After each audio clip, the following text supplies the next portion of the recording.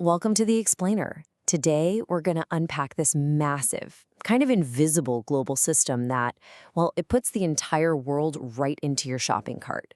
Let's get into how it all works. I mean, just take a second and look around you. The clothes you're wearing, maybe from Italy. That phone in your hand could be from Korea. And the car you drive, probably Japan. See, we're all connected. We're all part of this huge, invisible global network. And that right there, that's the power of international trade. It's this engine, that has just exploded in the past few decades. And it's completely changed what we buy, how we work, really the whole shape of our modern world. Okay, so how does this system, the one that literally puts the world in your wardrobe, how does it actually work? Let's break it down and start with the real basics. At its heart, it's actually pretty simple. Just think about it like a neighborhood potluck, right? One country brings the amazing coffee it grows, another brings the cool electronics it builds. They swap, and bam, everybody gets way more variety and better stuff than if they just stayed home and tried to cook everything themselves. So that seems pretty straightforward. But it brings up a really big question. How do countries figure out what they should specialize in? Because the logic behind what to make and what to trade, well, that's where the real magic of this whole thing is. Well, the first kind of obvious answer is this idea called absolute advantage. Basically, if your country can make something way more efficiently than anyone else, using less labor, fewer resources, it just makes sense to go all in on that. Simple enough, right? But what if it's not quite that simple? And this is where it gets really interesting. Here's a puzzle for you. What if one country is just better at making everything? Let's say the US is more productive at building computers and growing roses than, say, a country in South America. Should the US just, shut its doors and do it all? You'd think so, but the answer, surprisingly, is no. The key is a concept called opportunity cost. And it's not about what you're best at making, it's about what you have to give up to make it. So for the US to grow 1,000,000 roses, it has to stop making 100,000 computers. But look at South America. To grow those same 1,000,000 roses, they only give up making 30,000 computers. For them, the real cost of those roses is way, way lower. So check out what happens when they specialize. The US says, forget the roses, we're just making computers. South America does the exact opposite. And just by doing that, just by shifting their focus, the world gets the same number of roses, but suddenly we have 70,000 extra computers. It's like magic. They just appear out of thin air. And that's how trade makes the whole world wealthier. This incredible idea? It's called comparative advantage. It was figured out by an economist named David Ricardo way back in 1817. And his big insight was that trade helps everyone, even a country that's less efficient at making, well, everything. All you have to do is focus on what you give up the least to produce.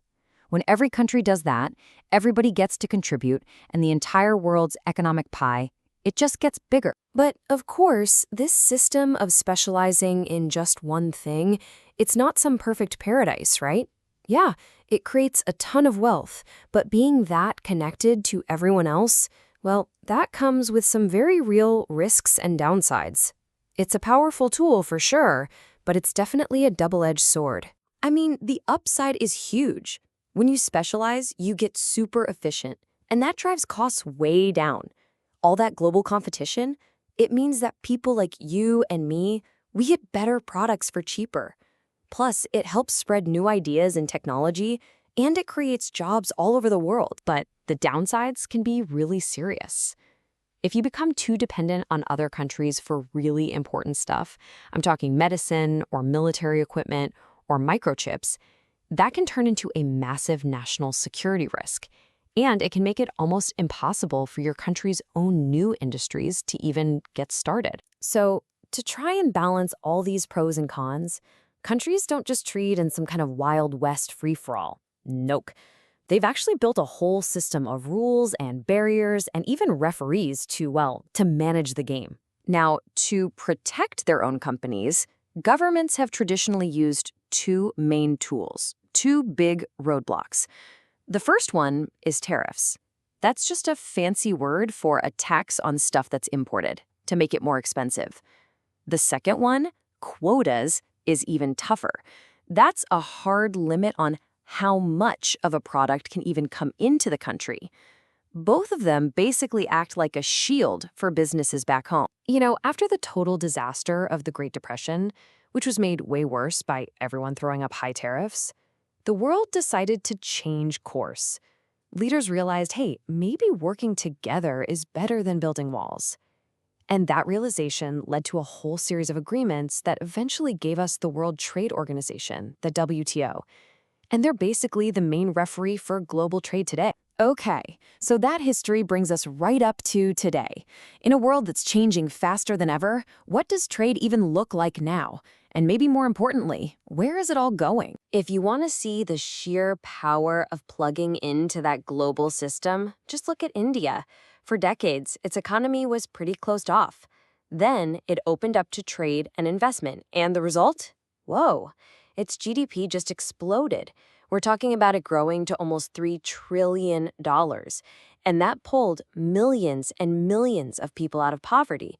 It's a perfect modern example of what happens when you plug in. And this really points to where trade is headed. See, comparative advantage isn't just about your geography or what natural resources you have anymore.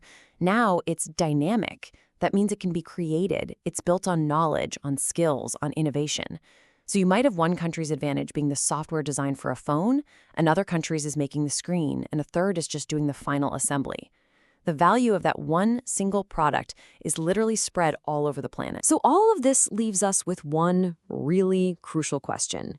In a world where skills and knowledge can move around the globe in an instant, a country's success isn't really about what it has anymore. It's about what it can create. So you have to wonder, what's going to be the next big comparative advantage? Because whatever the answer is, that's what's going to be filling up our shopping carts tomorrow.